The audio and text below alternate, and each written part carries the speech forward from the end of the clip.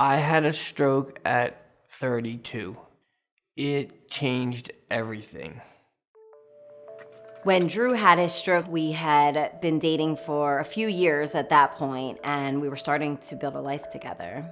We didn't know what was going to happen. It was so severe that we didn't know if he'd ever be able to talk again, walk again, and the doctors didn't really know.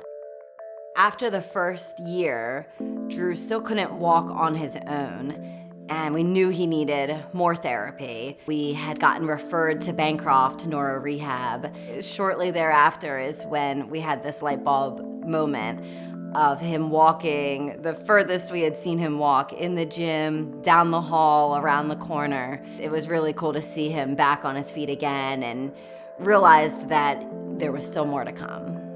When Drew came to us, he required multiple therapies: physical therapy, occupational therapy, speech therapy.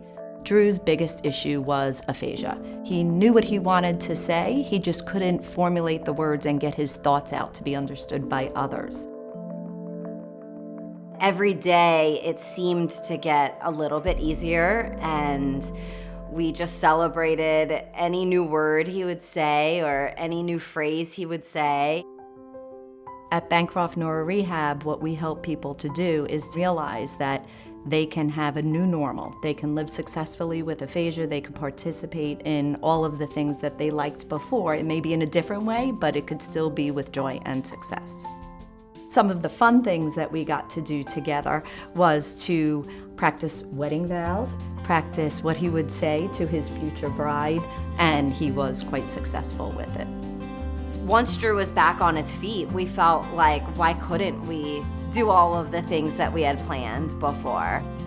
Today, Drew is running his own company and is building new houses and really just back to doing what he's always loved to do. Since that time, our two girls were born, and they have just brought so much joy into our life. Of course, both of their first words were Dada, and I think he lights up when he walks into the room, and that's what they say.